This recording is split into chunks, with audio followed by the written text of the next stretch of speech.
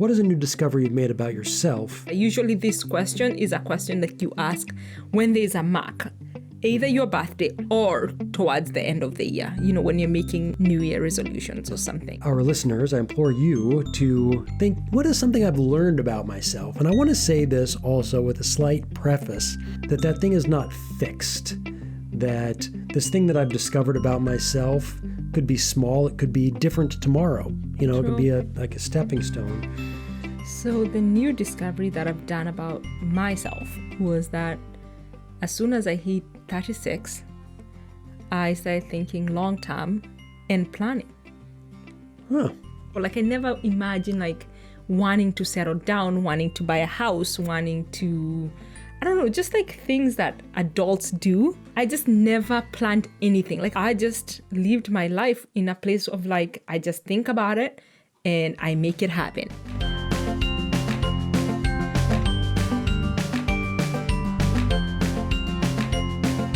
Welcome to this week's episode of the Interracial Couple Podcast. Where it's not all black and white. My name is Sarah. And I am Matthew. And this week, there are two things that I wanted to start with. Nicholas Sparks said, the emotion that can break your heart is sometimes the very one that heals it. And I think when we look at that, we oftentimes think that love is what that is, right? Because people feel like love breaks their heart, but it also heals it. But I think it's actually more than just that particular emotion. I think it's actually deeper than that. I think that it's even when you can say, if there's a challenging emotion, consternation, frustration, sadness, that in the sadness itself is also the place where the healing can take place. It's right? In accepting it and in loving it and nurturing it. And also giving it time to heal. Mm-hmm. I think time is key in healing things, when I've gone through hard times, I'm just this too shall pass, this emotion, this frustration, this sadness, it's with time, it's going to heal. Right. And that I think is, even the good, whether it's happy, can happy break your heart or can happy break your heart? And I don't know if happy can break your heart. I don't know if sadness really breaks your heart, but I guess I just sort of wonder to what extent can you go through an emotion, whether it's kind of a good emotion or I hate to use the word bad, but a challenging emotion, and either of those be there's it. Happy also perhaps is also a spectrum in some ways, right? It's got its own little spectrum within that feeling of happiness that might also have something that is, it's human, so therefore it's not perfect, it's not divine. Yeah. And this week, in week 9 of the Lover's Journal, the questions, and I'm going to go ahead and read all of them, and then we can dive into it. The first is, what is a new discovery you've made about your lover since starting this journey, or this journal rather? What is a new discovery you've made about yourself? And then this one I think is really key, is how can you remain open to your lover's needs while being true to yourself?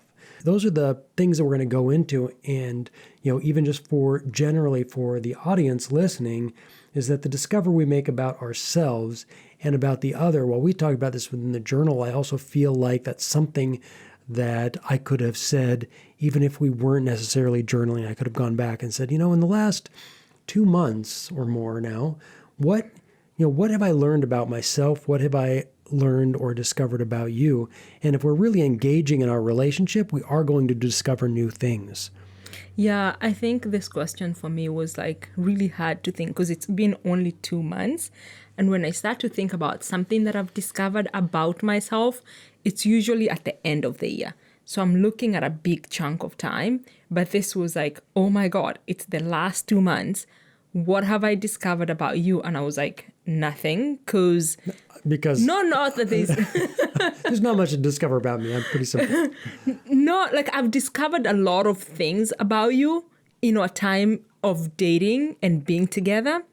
But in the last 2 months, I feel some of them, it's not necessarily discovering, it's confirmation of things that I already knew.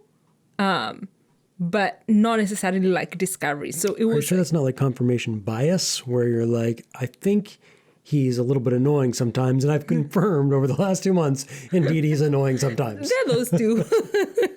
And then when I think about something that I've discovered about myself, like in the last 2 months, like I just kind of feel like, oh, there's something because, and the reason I say that was like, for me, it wasn't hard because it was just my birthday. And during my birthday, I kind of go more inside. So I feel like there was a marker. It's either my birthday, but usually this question is a question that you ask when there's a mark, either your birthday or towards the end of the year, you know, when you're making New Year resolutions or something. But I did discover something about you this morning. It's actually what I wrote when we went on a hike, and then we were you said talking about how you wanted to run another marathon. You were like, oh, next time if we move back to Kenya, I'm going to train for another marathon.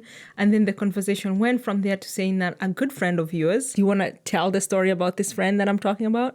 How competitive the two of you were in high school? We were very competitive. We were the top of our class, and there was just always this little bit of competition. And it's not at this point, like in high school, I think it actually really helped us both do really well. We don't live close to each other. We don't see each other a lot. He's a good friend, but we don't spend a lot of time together. But there's a little bit of competition there, but it's also just enjoyable. It's like a real enjoyable competition. Yeah, but when you were talking about it, like I looked, because you were driving and I looked at you and you were like that 15-year-old boy again being like, yeah, like I am running faster than he is, and he's going to like, for sure. Well, in his last half marathon, his best time is it's 3 minutes slower than my best time. And I told him what my time was because I ran in the Kilimanjaro half marathon, and I came in at 1:54 and change. I don't remember. It was under 1:55. And he was like, oh, that's pretty good. I did 1:57. And I was like, you know what? I told him I was 1:54. I guarantee you, in his next half marathon, he is going to beat my time without a question. And I saw that and I was like, oh my God, it's like you are that 15-year-old boy again. Like you're still really competitive. And I just was like, I guess some things don't change. Okay. So that was my discovery about you this morning. He's like, but you see what I mean? Like I knew that you were competitive, but this was just a confirmation that you're still that. Mm-hmm. You're still, because I know that story from like when I've had stories between the two of you. And I was like, oh, okay. Yeah. So it's interesting, though, when you said about like confirmation, because I kind of want to point out that that's actually something I think we have to be careful about with our partners. Okay. Because and I may have done that too. I'm going to go back and kind of check and see what I wrote. I don't remember exactly. But it can be so easy to be looking in the place where we already know to look to see, oh, yeah, I know this thing already, as opposed to really like, what is the new discovery? What is something I didn't know? And I think that that's really important because, hopefully if you're in a relationship with someone that you love, you will be in that relationship for an exceedingly long time. And to allow the discovery to continue to be there, I think is really vital in a relationship. I think it's also vital for ourselves. Some people are like, oh, I know myself. And probably you don't, and it's nothing personal, but, we know what we look at, we know what we have vocabulary for, it's like, that thing where you've never heard a word before and then you learn that word and then you see it and hear it everywhere. Yeah. Or like we're in the market for a car and I've been seeing the car that we want to buy literally everywhere. Because as soon as you become aware of it, you see it. But it was always there before. Those words were always in use. That car was always there. You just didn't really see it. And so I think when it also comes to relationships, it's really important to say, now that I'm aware of it, I can see that car everywhere and I hear that word everywhere. But if I don't discover the new thing, then I'm still just seeing that same car everywhere. I'm hearing that one same word and I need to expand that. There are times, especially when you're challenged, that you're guided by emotions or feelings that are under the surface. It's kind of like this silly thing. I remember a long time ago, someone said, can you believe people get divorced over like which way the toilet paper comes off of the roll? And it's like, No, it's actually not that. There's something beyond that. There's something deeper than that. And I think one of the things in the last couple of months is to recognize, like, even if we're having a challenge, or if you're challenged in some ways, it's not only if we're having a challenge, if you're challenged in some ways. And this isn't also only with challenges. I think there are also times when you're probably happy too, where it's like there's something else. Like right even this morning, you woke up and you just felt so good, right? Mm-hmm. But this morning wasn't hugely different from last Monday morning. But this Monday morning was hugely different. And one of the things that changed is that last week you decided, I'm going to get up at 6:30 in the morning. I'm going for a really nice walk before I start my day. So kind of like nothing on the outside, it's like nothing happened to change. No. But this morning you felt so good.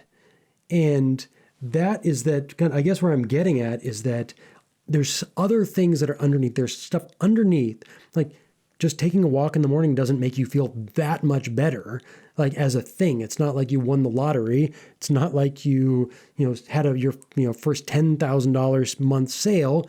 Nothing like that at all. But so it's like something underneath. And so whether it's the happy things like just how good you felt this morning because you were on a walk and it was a nice walk, but you were really happy for taking a walk.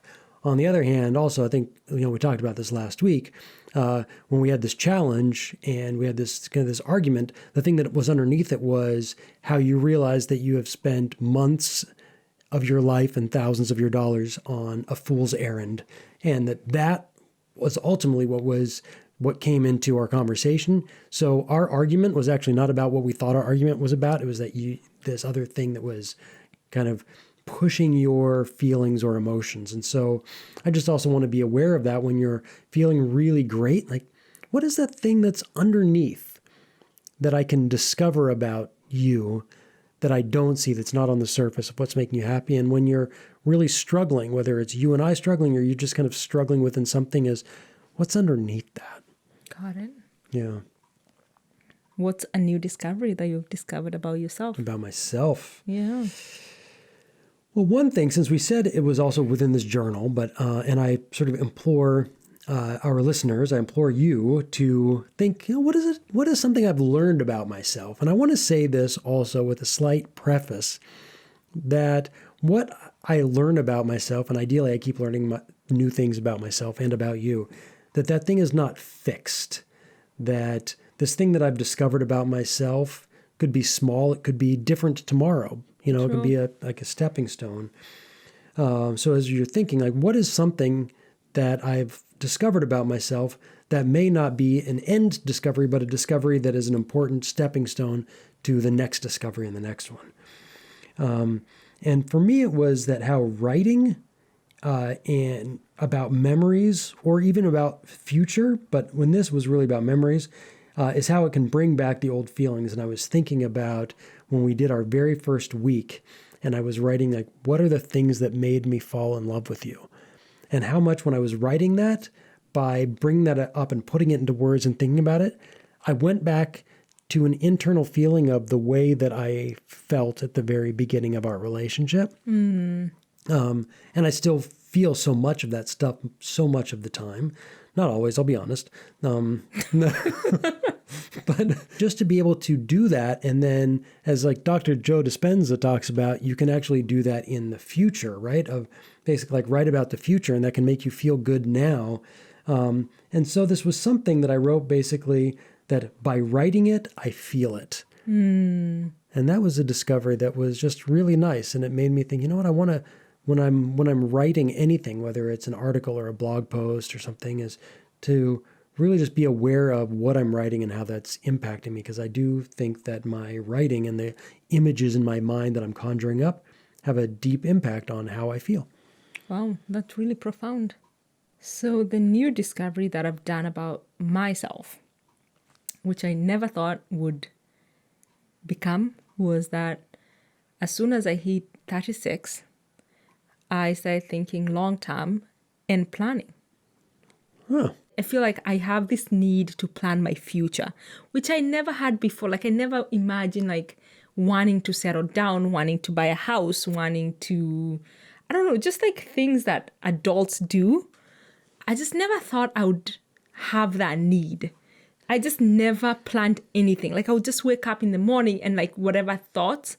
For most of my life, I've been guided by thinking about something and not really fully thinking about it and just doing it. Like I don't overthink decisions that most people spend years, months planning. So I just lived my life in a place of like, I just think about it and I make it happen. And now I'm planning about things like I want to do when I'm 40. And I'm just like, wait, who is this person? Like, I only like would think about like, what do I want to do in the summer? And that's it. And now it's like, I'm opening a retirement account. I am thinking about buying a vehicle that if just in case I have a kid, like I can use that vehicle. I'm thinking about, I don't know, a house. And I'm just like, You mentioned even almost like it slipped out, like you said buy a house, which is something you said you don't really want to do. It's not, I still don't want a house. I still don't want to buy a house. but you Freudian slipped that one out with No. I think it's all the things that I kind of want, but I want a place that feels more permanent. Not necessarily that I own. But who knows? Like maybe next year I would be like, maybe I want to buy this house and this is my dream house and this is where I want to die. I don't know. Like I want to live here until I die. It's just a part of me that is surprising because I just never thought of myself as someone who settles down and starts planning.